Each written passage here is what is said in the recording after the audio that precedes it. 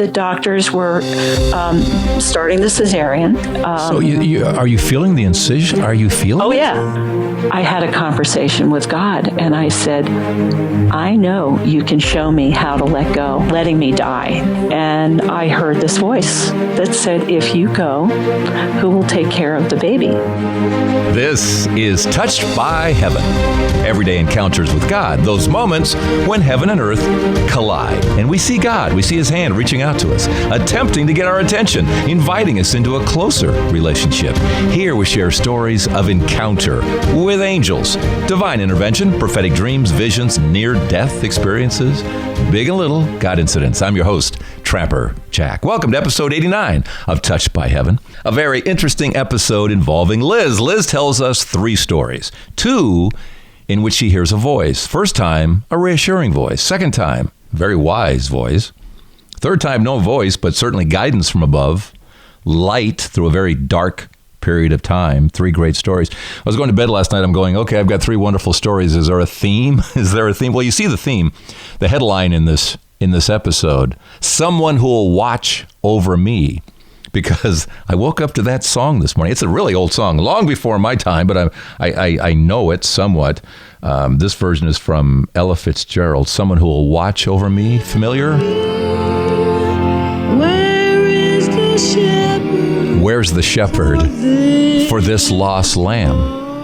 And she's looking for someone who will watch over me. Aren't we all looking for that shepherd? And we have that shepherd. We have that shepherd. Jesus, how many times did he call himself a shepherd? And he said things like in John 10, he mentions how my sheep know my voice and I know them and they follow me. And they'll have eternal life and they'll never perish, and no one will ever be able to snatch them away from me. Is that not comforting? You a believer? You belong? No one's taking you away. You know his voice. He knows you. You're following. Stay with the flock, right? Stay with the flock. We're right here with him, and we'll have eternal life, and no one will be able to snatch us away. And that is so reassuring, so reassuring. And so let's get underway with Liz and her 3 stories, and about hearing a voice, about contact from above, from the shepherd who sends angels, who sends saints, and sometimes he sends himself. It's so weird seeing Trapper pop up on my contact list when you call. Such a common name. You know. I don't know why I'm the only trapper on my block. I don't quite get that. This is Liz. She's got 3 great stories. I was shy about it. It's taken me for a long time to write to you. And I kept thinking, I really need to just do this. And she reminds me that God knows what we know and how he uses that. For example, Liz has been Presbyterian, but mom was Catholic, and so she's always prayed rosary throughout her days, and we've talked about the rosary a lot. It's a Bible in your pocket, right? It's not just for Catholics, it's for everybody. And the power of that rosary, and how the rosary, yes, it's a Bible in your pocket. It's about Jesus, it's about Mary. That every time you pray a Hail Mary, it's like giving Mary a rose. So by the time you're done with the whole rosary, you've got 50 roses that you have given to Mary in hopes that she is, interceding for you, taking your prayers to her son, Jesus. And we'll talk about that a little bit coming up here. But God knows that Liz knows all of that. Will he use that in the course of a day? Might. Because Liz's husband was up for a particular job. And he was going for the interview. Is Liz going to pray a rosary for the intention for this job to happen? If it's God's will, sure, she'll pray a rosary for her husband, of course. And her husband wasn't feeling all that well that day. He was really sick that morning, and he said, I know I can't take the metro down. Will you drive me down? And I said, sure, I'm happy to do that. And so I sat in the car and went into a deep, prayerful meditation, saying the rosary. And I was really deep in meditation, and all of a sudden I heard this, it's going to be okay. And I went, huh? And the voice said, it's going to be okay. And I said, how do I know I'm not imagining this? And the thought came into my mind, roses. And I looked to my left, and about a half a block away was a garden filled with red rose bushes.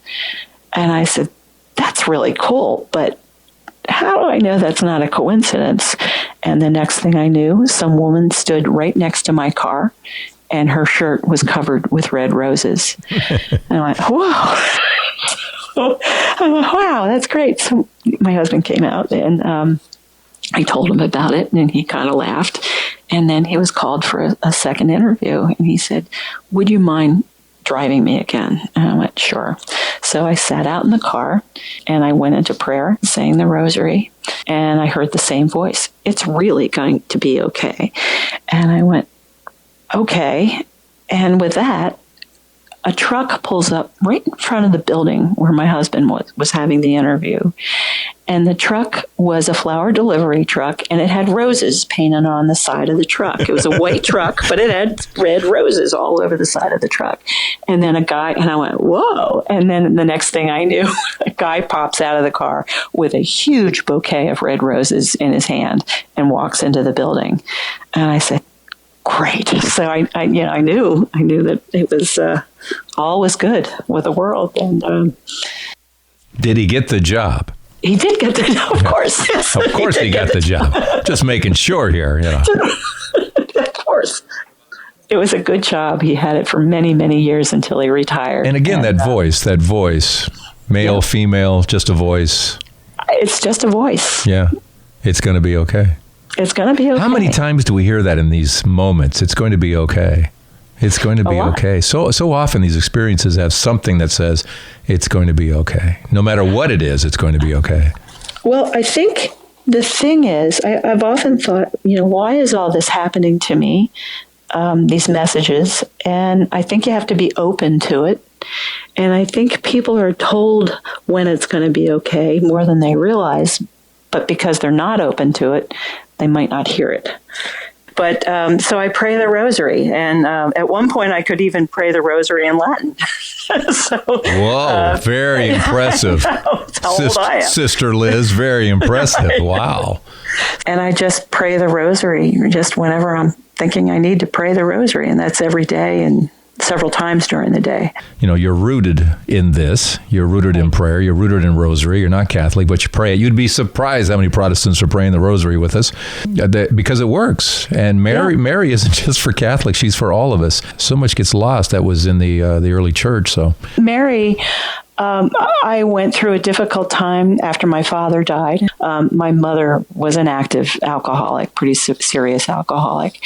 And I prayed to Mary, and because she has always been my mother figure, there's something special there that I'm always being watched over. I know I just gave a talk last weekend at a parish called Queen of Heaven, and it was basically a Mary talk.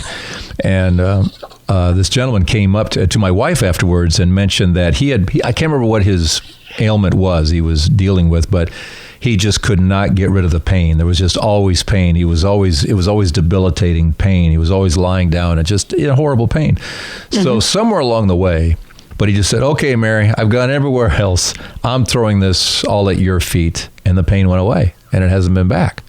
And so, that's all we're asking her to do is to take it to Jesus. And as I've mentioned before, when we go to Mary, nothing from Mary going to Jesus can be imperfect. She takes all the ego out. She takes all the me out of it. She takes all my defects out of it.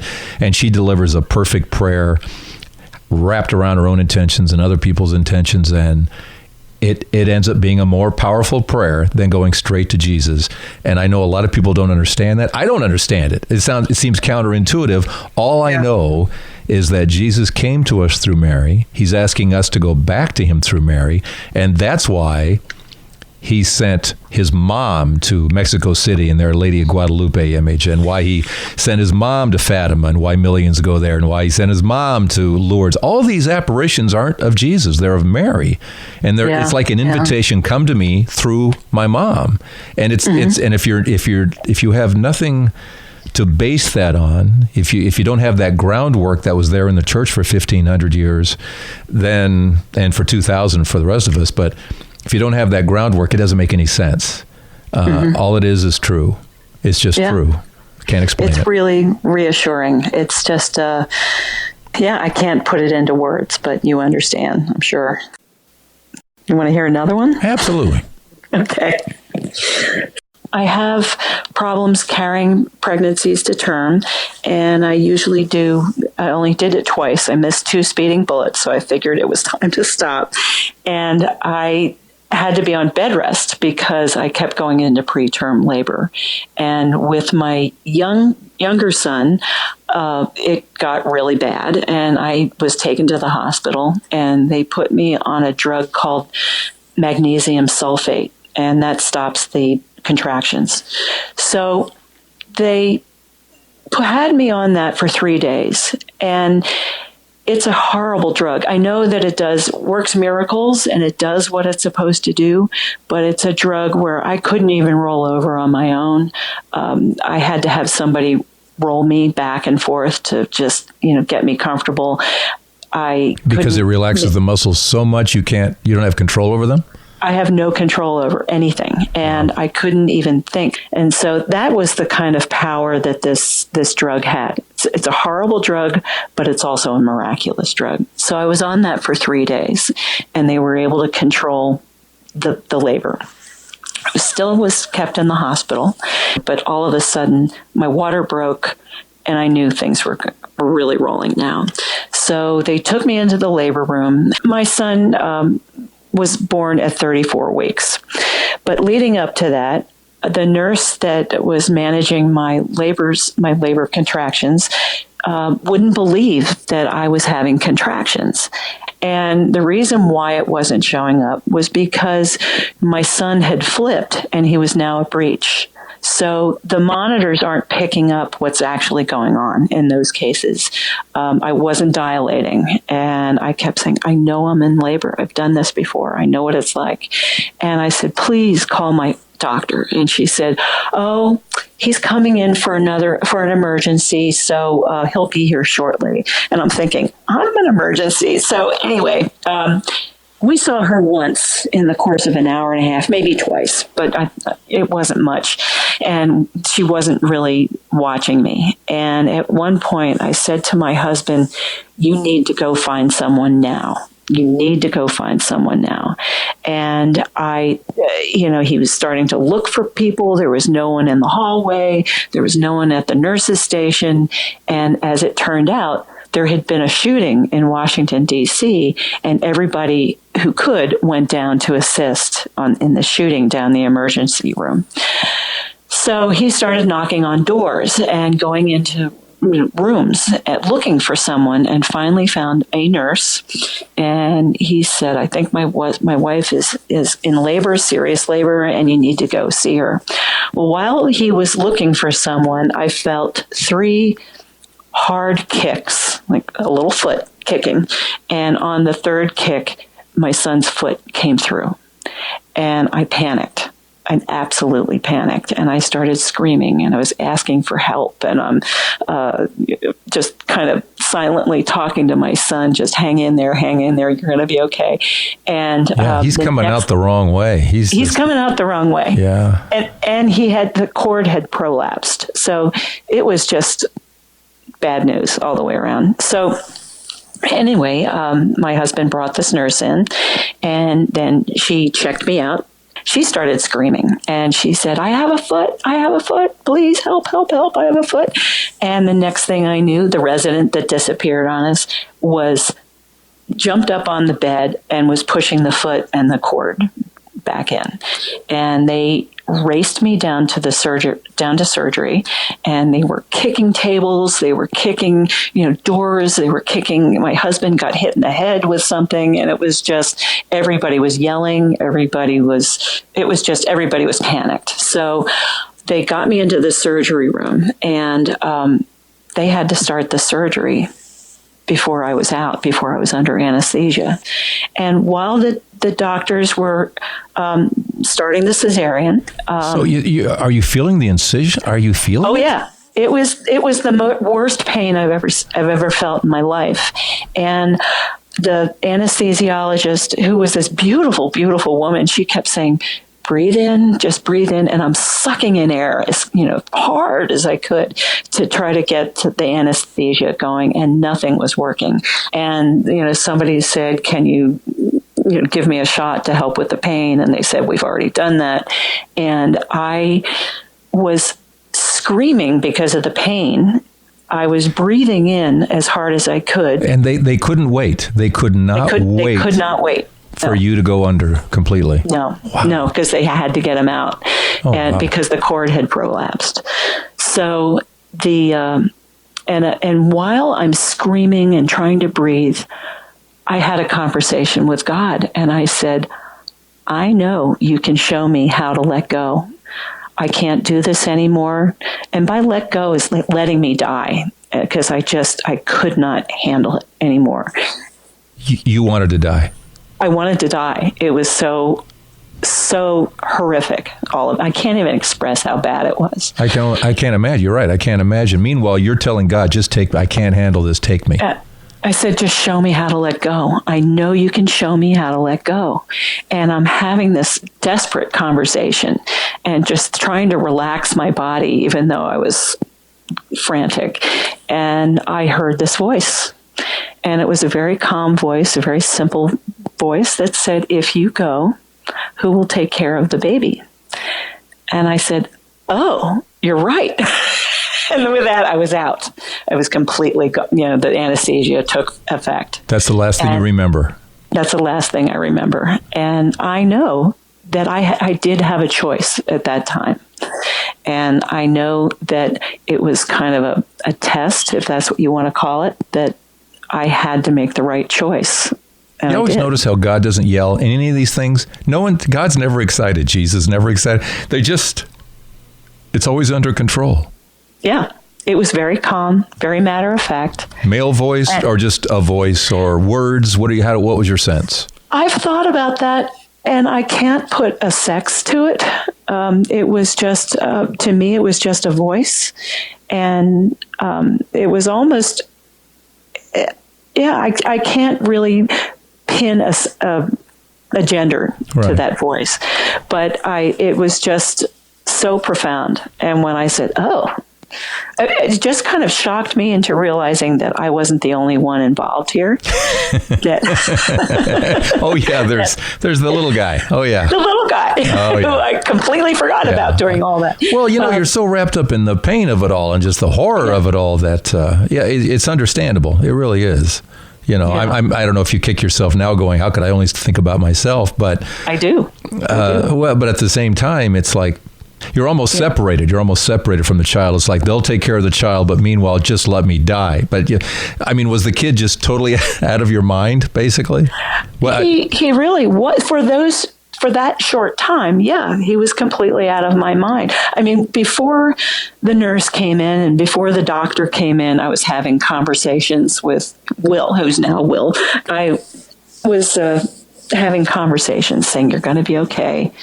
Just calm down. You're going to be okay. And but during that time where they started the cesarean, I really was thinking of myself. And I do feel guilty about it. Well, all you know is the pain. Yep. I get the wanting to kick yourself, but when all you know is the pain being inflicted upon you, it's pretty hard to be in another place. It really is. Mm-hmm. I get why you kick yourself, because now you can look at it rationally and go, well, of course, but in the moment, it's just horrifying. Yeah. So all turned out well. Cesarean turned out well. You came out of it. Everything was okay. Yeah. My son was, as I said, was 6 weeks premature. So there were some problems associated with that. But he's 31 now and has a great job and is smart as can be and funny and wonderful. And yeah, I feel very blessed. Both my kids are truly wonderful, but he came through a lot. Yeah. So, congratulations on that one. Gee, thank you. Oh, man. Thanks. Where to next? Well, I'm going to tell you about when my father died. And my father, he died in 1990, and he was the rock of my life. He was really, I could do no wrong in his eyes. So he was kind of blinded by that, but he was just truly a special, special person in my life, given also the fact that my mother was having alcohol problems. He was my rock. And the day that he died, it was late in the afternoon, and my mother said, just, try to sleep tonight, come in the morning, and, just try to sleep. So I did, and I couldn't sleep. So I got up at 4 a.m. and started heading home to New Jersey. And on the highway, I was crying so hard. I mean, just so blinding tears, just crying so hard. And I started to pray, and I said, God, you got to help me get some control of myself, because I'm going to have an accident, and I can't have an accident today. So I pulled off on one of those, I don't know if you're familiar with 95, but between Washington and the Delaware Memorial Bridge, there are these rest stops that it's in between going north and going south, and you can get gas, there are restrooms, you can get something, restaurants and that kind of thing. So I pulled in, and by this time I got up at 4, I left at 5, and this was about maybe 5:30. And I went into one of the restrooms at one of these places, and I happened to notice there was a guy on a phone right there by the door.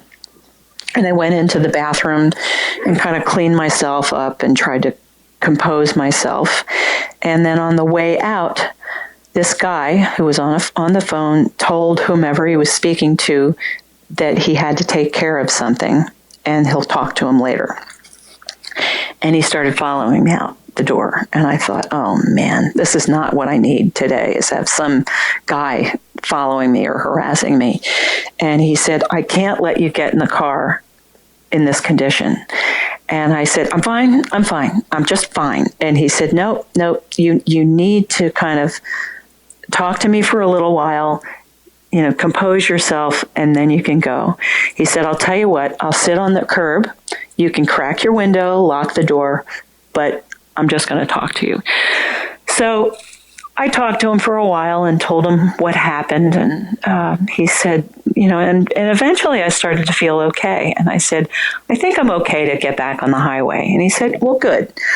I'm in this truck over here, which was a white, completely unmarked 18-wheeler. And he said, I will just kind of stay behind you. And if you need me, just pull over and, we can talk again.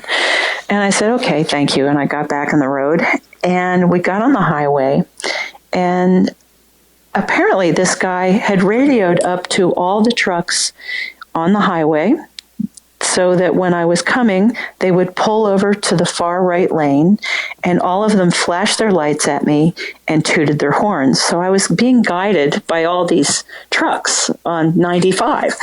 And I looked back pretty soon after I got onto the highway, and the truck was gone. I didn't see it. So it just made me feel like I was just being cared for by God. And the thing I forgot to mention was this guy was wearing a pink polo shirt and khakis. And for years and years, I thought, that's kind of what my dad would have worn. So maybe it was just, I was convinced it was an angel. This guy was an angel. But I think he dressed in a manner that made me trust him more, because he dressed kind of like what my father would wear. And yesterday, I went onto a website, and I wrote it down. It was called It's All About Worship. And there's a section on there called The Symbolism of Colors. And just yesterday, I looked this up, and I looked up the symbol of pink. And the symbol of pink, and I wrote it down, is Heavenly Father's care. That's what pink stands for. How perfect. Wow. Wow, that's very cool. I know, and if you've listened to enough episodes, you know how often these angels appear in which either they're wearing all white, or you mentioned an all white 18-wheeler. I don't know how common that is. No. Yeah. Wow. And all these other trucks. Wow. It was elation. I felt this feeling of elation when all these, who does this? All these trucks, they were guiding me. After he knew I was okay and disappeared, these trucks continued to guide me until I got to the Delaware Memorial Bridge. So I've never heard any story quite like that one. It's neat. Pretty neat. That's pretty unique stuff. Yeah. At what point was he an angel? Are they all angels? Is it just, what the heck is all that? Just a beautiful sign. Obviously a beautiful sign. Wow. Yeah, it was cool. It was neat. Yeah, very protected. Really very protected. Great sign of protection. Okay. You're obviously very connected. You are connected. You have beautiful faith. You're open. You love God. You love those around you. You just... we can all hear it in your voice. So, well, thank you for this, Liz. This was awesome. Well, thank you. So, I appreciate you giving us a forum to tell people about this. I know it's something I can't keep to myself, that I really do need to share it. So, I appreciate you giving us that venue. Thank you, Liz, and I hope others do use this as a forum. Somebody, obviously, our shepherd, certainly watching over you. As the song was saying, that was playing in my head when I woke up this morning, this one here. Someone who watch over me. There you go. Someone who will watch over me. And he does. My sheep know my voice, and I know them, and they follow me. That just feels like a heaven moment of however all that was connected, that all those truck drivers giving her that feeling of protection and guidance during that time of sorrow. That's just pretty awesome. God's love being showered down on Liz like that so beautifully. In the story of the delivery, my gosh, I'm trying to imagine that. As a guy, I'm trying to imagine this. Someone's cutting into you. It's pretty hard not to just be, someone's cutting into me, just let me die. But the test, Liz, the test that you pass so beautifully is in that moment of that calming voice saying, and who'll take care of the baby. You didn't go to, I don't care, I'm in pain. No, you went to, pass the test. Was it a test? Every day's a test. Doesn't it feel like every day's a test? A loving test, but a test nonetheless. So yeah, a test that you passed beautifully. What about the baby? Who's going to take care of the baby? Oh, boom.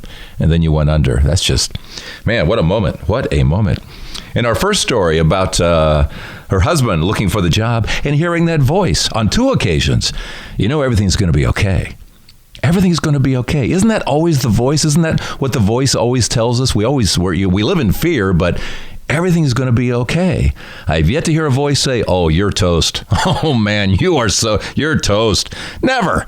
Everything is going to be okay. And then the roses. Just again, confirmation. How many times are we given this confirmation of the power of the rosary? And remember too, the rosary began in the 1200s. That's before there were Protestant faiths. So, as I say, it's not a Catholic thing. It's an everybody thing. It's a believer thing. It's the mother of Jesus Christ. And I just love that whole concept of Jesus, before he was Jesus, as the second person of the Holy Trinity, through whom all things were made, got to make his own mom. So it kind of is fitting that mom has such a role to play throughout salvation history, doesn't it? So that all just makes sense to me. And all the stories, for me, when I started praying the rosary, it was a life changer. It was a huge life changer for me, and continues to be the daily rosary, saying at least a decade, if not a whole rosary. One does tend to lead to the other, and the fact that Liz said she prays multiple rosaries in a day, it's powerful stuff, very powerful stuff. So thank you for your stories, Liz. You have a story? I want to hear your story. What's your encounter story with angels or divine intervention? Prophetic dreams, visions, near-death experiences, big and little God incidents. Every episode just seems to be just a little different than the one before it. And also, I want to give a shout-out, a Patreon shout-out. Thank you for your years of support of what we do here to Tricia Kamen. Thank you, Tricia, for everything through the years as well. If you'd like to support what we do here, well, here's a place to go. This episode 89 at touchedbyheaven.net. There's a Patreon link, or go to patreon.com and search for Trapper Jack. Patreon is Patreon. And thanks to everybody who either is now or ever has supported us, either through Patreon or going through through our post office box, which is on the website at touchedbyheaven.net. Thank you so much, and I will see you next week. Give me your story, touchedbyheaven.net, and I'll see you next week here at Touched by Heaven. Everyday encounters with God. I'm Trapper Jack.